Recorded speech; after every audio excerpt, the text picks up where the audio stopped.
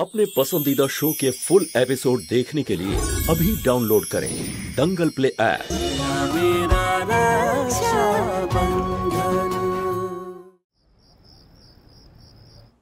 তার মানে ওরে আমার সোনা বাবু, সমর সেটাই করেছে যেটা আমি ওকে করতে বলেছি। পার্টিতে রোশনিকে বাঁচানো, রোশনিকে এটা প্রমাণ করা যে ও আমার খেলাটা নষ্ট করে দিয়েছে বা ওকে ওইভাবে চাবুক দিয়ে মারা, সবকিছু সেটাই করেছে যেটা আমি ওকে করতে বলেছি। আর এই সব কিছু আমার ষড়যন্ত্রের অংশ ছিল।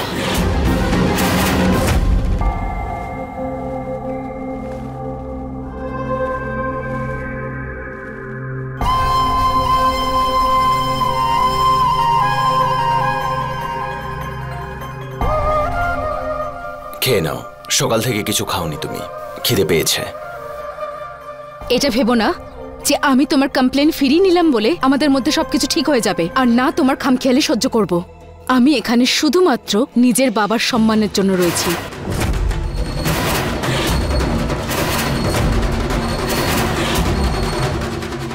সাইডে যাও।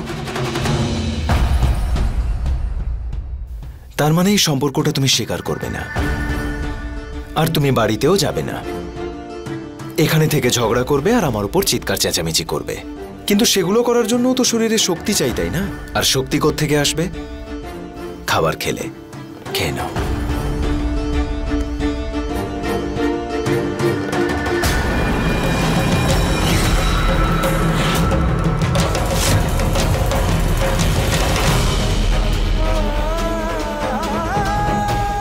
আমাকে কষ্ট দিয়ে যদি তোমার কষ্ট কমে যায়, তাহলে তোমার সব কষ্ট সহ্য করতে রাজি।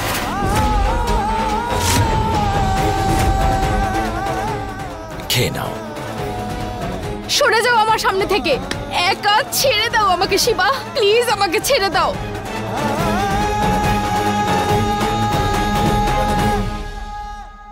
সরি কাকু যে আমরা আমাদের এই প্ল্যানের ব্যাপারে তোমাকে আগে থেকে কিছুই জানাইনি। আমার মত ছাড়া তুমি এই খেলাটা কি করে শেষ করলে চাননি? তোমার কি মনে হয়েছিল যে আমি কোনো কথা হজম করতে পারবো না, সবকিছু গিয়ে মাকে বলে দেবো? আরে বাবা, এতদিনের সঙ্গ আমাদের দুজনের, বুঝতে পারছো? খেলা শুরু হওয়া থেকে পরিণতি আসা পর্যন্ত সবকিছু আমরা একসঙ্গে করেছি, কিন্তু এইবারে তুমি আমাকে না বলে খেলাটা শুরু করে দিলে। আমি তো একটা মেয়ে, আর একটা মেয়ের মন বোঝা এত সহজ নাকি?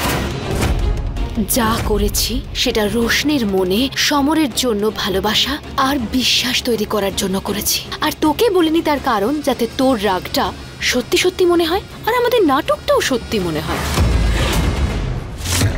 এবার শুধু রোশনিকে এটা বুঝতে হবে যে সমর খারাপ মানুষ নয়, খারাপ আমি, আর আমি ওকে বাধ্য করছি এসব করতে। এবার সমর রোশনির সাথে যতই খারাপ ব্যবহার করুক না কেন, রোশনি এটাই ভাববে যে সমর একটা ভালো ছেলে, আর ও সমরের জালে জড়িয়ে যাবে।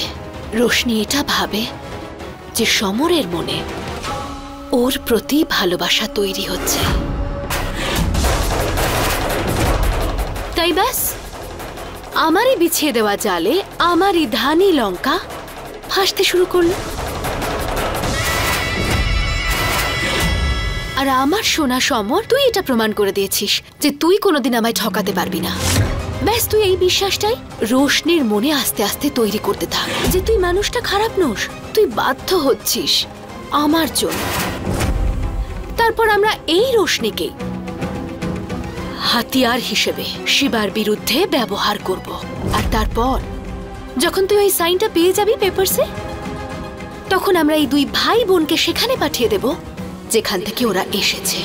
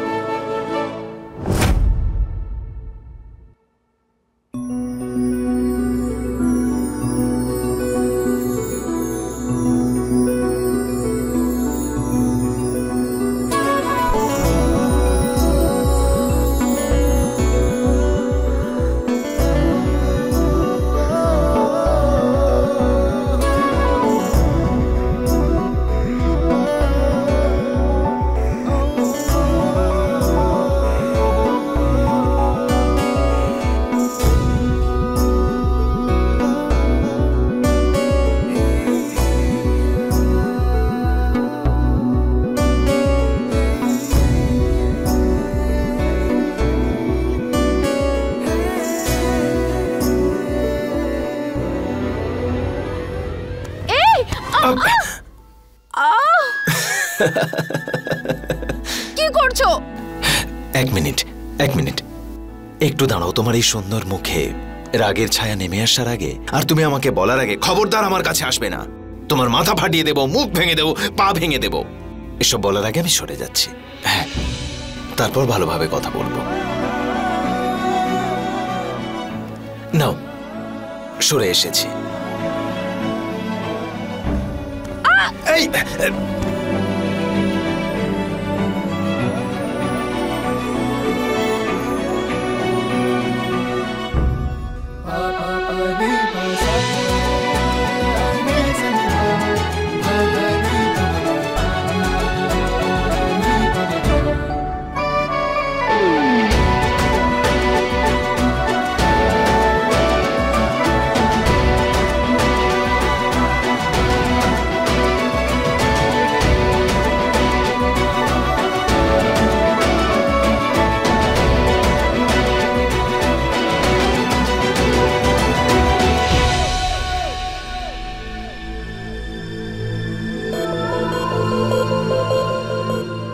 করছোটা কি সকাল সকাল?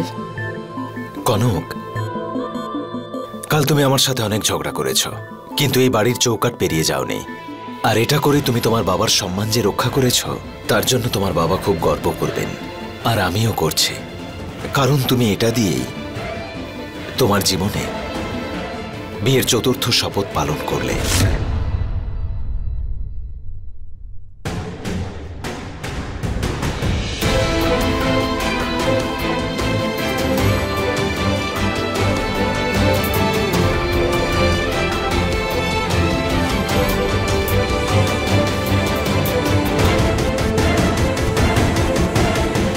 আর এখন সময় বিয়ের পঞ্চম শপথের।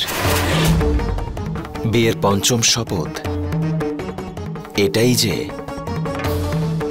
একজন স্ত্রী তার স্বামীর কাছেই প্রতিজ্ঞা করে যে সে বাড়ির সমস্ত খরচ আর সমস্ত লেনদেন স্বামী স্ত্রী দুজনেই সামলে নেবে।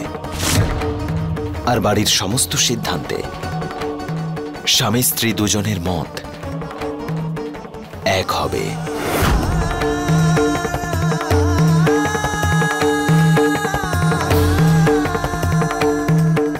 কনক, আমি এই বাড়ির মালিক আর তুমি আমার বিবাহিতা স্ত্রী, মানে এই বাড়ির মালকিন, এই বাড়ির লক্ষ্মী।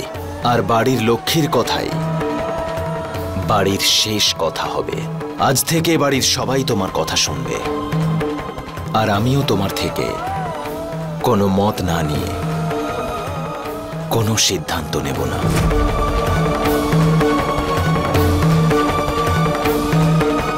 তোমার কি মনে হয় না এসব তোমার কাল্পনিক কথাবার্তা?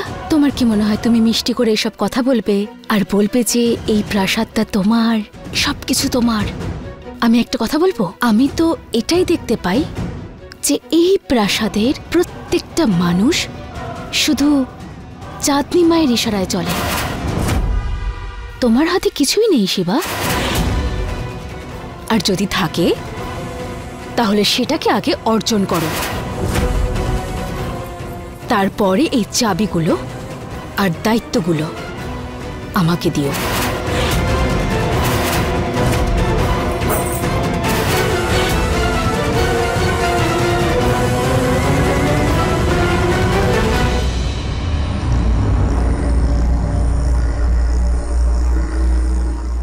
কনক, যেখানে আমার অধিকার আছে সেই অধিকার আমার থেকে কেউ ছিনিয়ে নিতে পারবে না। এটা কথা দিচ্ছি আমি, শিবা কথা দিচ্ছে। আরে মালকিন, কি করছেন আপনি? মারবেন না আমাকে, মারবেন না, দয়া করুন। বাড়িতে বসিয়ে টাকা দিচ্ছিলাম তো তোকে, আমার অনুমতি ছাড়া এ বাড়িতে এলি কি করে? হ্যাঁ, তাও আবার ওই দুদিনের আসা ছেলেটার কথা শুনে। বল, এক্ষুনি বেরিয়ে যাবে এই বাড়ি থেকে, না হলে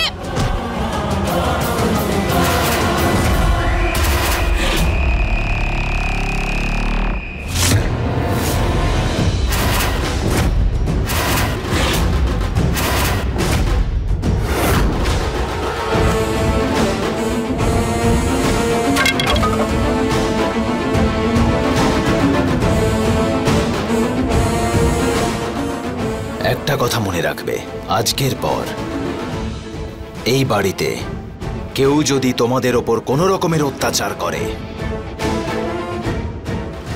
আমাকে এসে বলবে। যাও।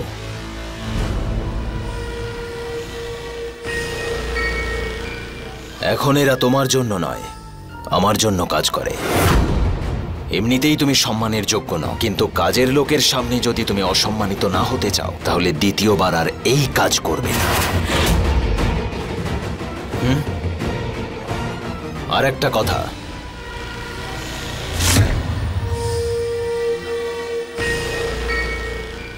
খুব শখ না তোমার সাপের গর্তে হাত ঢোকানোর?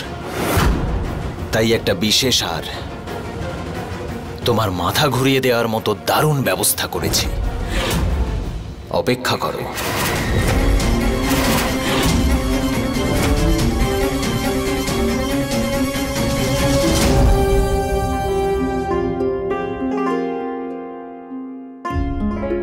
এসো। তোমার রান্নাঘর সামলাও কনক। এরা তোমায় সাহায্য করবে। এখন থেকে বাড়িতে কি রান্না হবে, কি খাওয়া হবে সেটা তুমিই ঠিক করবে, আর সেটা ও বানাবে।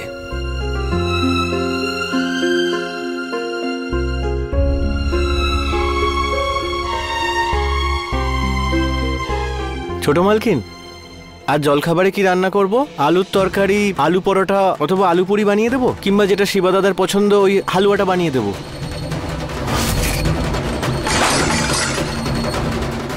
আমি জানি না শিবা কি পছন্দ করে আর কি করে না, গিয়ে ওকেই জিজ্ঞেস করো। বৌদি,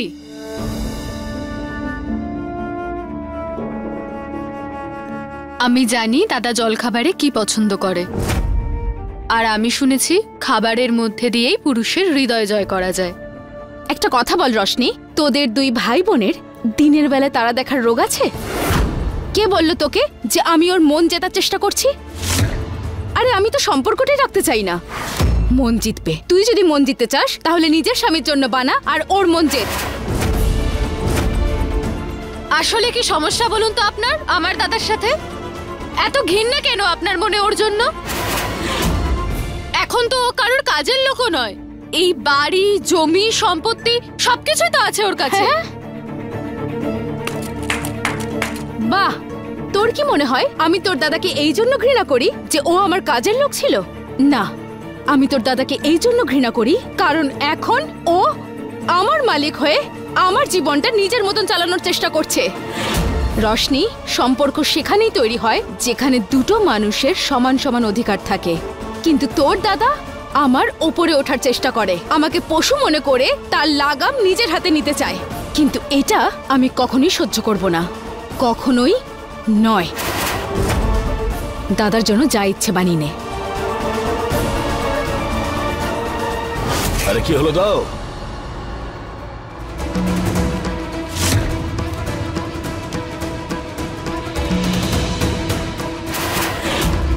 আজ থেকে সমস্ত হিসেব নিকেশ তুমি আমাকে এনে দেবে।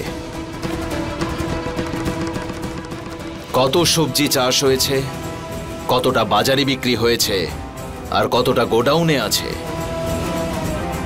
দেখবো। খাতা নিয়ে এসো। আরে খাতাটা নিয়ে এসো।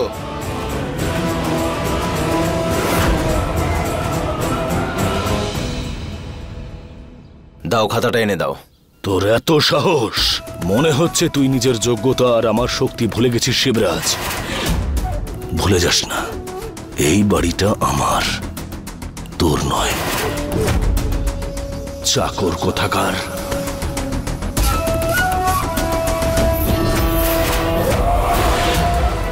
এই ব্যাপারটা খুব তাড়াতাড়ি তুই বুঝতে পারবি মং সিং, যে কে মালিক আর কে চাকর জাত ছিল আর থাকবে।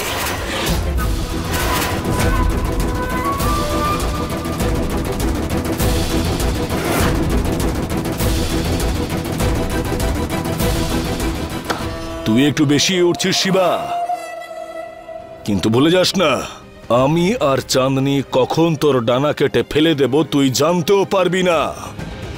আরে আমার চুপ করে থাকাটাকে আমার দুর্বলতা বলে মনে করিস না শিবা। আমি সেই ঝড় যা আসার আগে সব নিস্তব্ধ হয়ে যায়, কিন্তু একবার ঝড় শুরু হলে সব কিছু একেবারে ধ্বংস করে দেয়। আমি চাঁদনিমা আর মুং সিং এর আসল চেহারা চিনে ফেলেছি, আর ওরা আমাকে ছাড়বে না।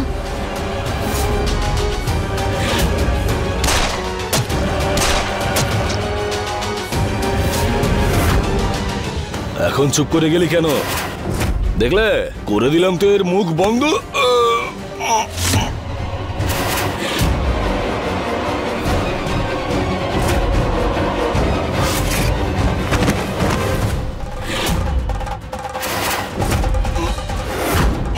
খুব ভালো করে জানি আমি তোরা কতটা নিচে নামতে পারিস, তাই তো আমি ফিরে এসেছি। হ্যাঁ, প্রত্যেকটা মুহূর্তের হিসেব নেব, প্রত্যেকটা পাপের যা তোরা দুজনে করেছিস তার হিসেব নেবে তোদের থেকে শিবরাজ সিং। উল্টো হিসেব শুরু করতে থাক দুজন, বুঝতে পেরেছিস?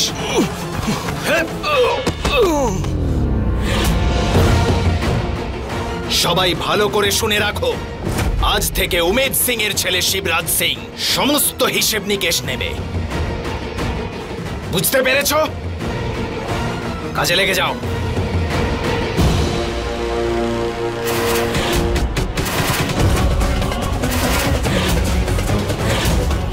চাঁদনি মা, এইটুকুতে ভয় পেতে হবে না, কারণ ভয় পাওয়ার মতো জিনিস এখনো বাকি আছে।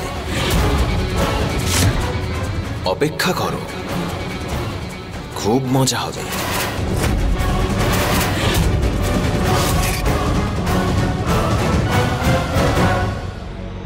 তোকে ছাড়বো না আমি। কি করছিস? শিবরাজ ওই জমিদারের থেকে অনেক বেশি বুদ্ধিমান আর শক্তিশালী। ওকে এত সহজে কাবু করা যাবে না। যদি ওকে আমাদের পায়ে এনে ফেলতে হয়, তাহলে ওর প্রত্যেকটা চালে আমাদের কড়া নজর রাখতে হবে, আর তারপর সুযোগ দেখে আঘাত করতে হবে। আপাতত এটা দেখি যে আমাদের চমকে দেওয়ার মতো কি এমন করছে।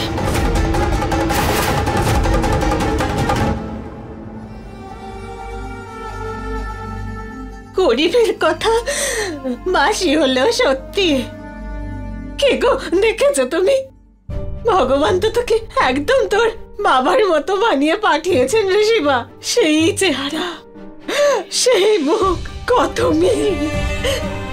তোকে আর রোশনিকে দেখার জন্য তো কতদিন ধরে অপেক্ষায় ছিলাম আমরা। খুব খুশি হয়েছি, খুব খুশি হয়েছি। তুই আর রোশনি আবার ফিরে এসেছিস, বড় খুশি হয়েছি রে আমি। সত্যি বলতে কি কাকিমা, এত বছর পরে তোমাদের সাথে দেখা করতে আমরাও আগ্রহী ছিলাম। তোমাদের দুজনের জন্য একটা উপহার আছে, তাই তোমাদেরকে আজ এখানে ডেকেছি। এক মিনিট। চাঁদনি মা, সমর, ও মুং সিং, রোশনি,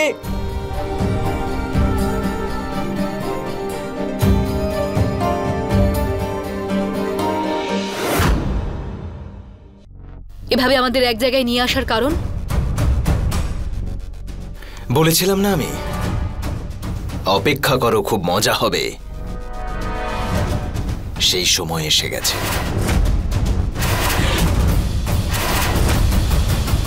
উকিল বাবু,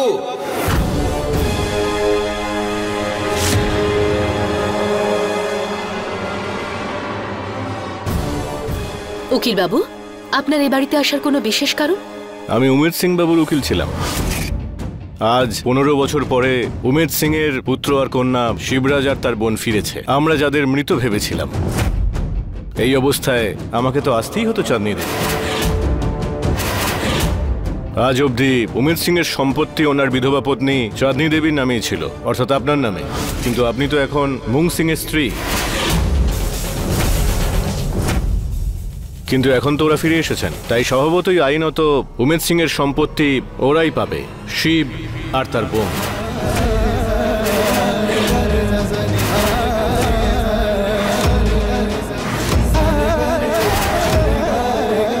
সেই জন্য এই সমস্ত ডকুমেন্টসে সাইন করে আপনাকে সমস্ত সম্পত্তি ফিরিয়ে দিতে হবে।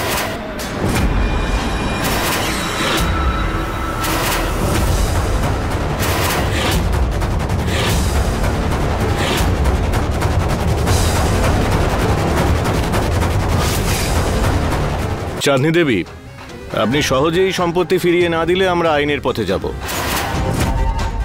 আর আজ নয়তো কাল কোর্টের রায় ওনাদের পক্ষেই যাবে। তাহলে এই ছিল তোর চমকে দেওয়ার মতন বিষয়। যখন সামনাসামনি লড়ছি তখন ভালোভাবেই লড়তে হবে, কারণ যে জিনিসটা চাঁদনির সেটা ওর থেকে কেউ কাটতে পারবে না, আর তার জন্য আমাকে যা করতে হয় আমি করব।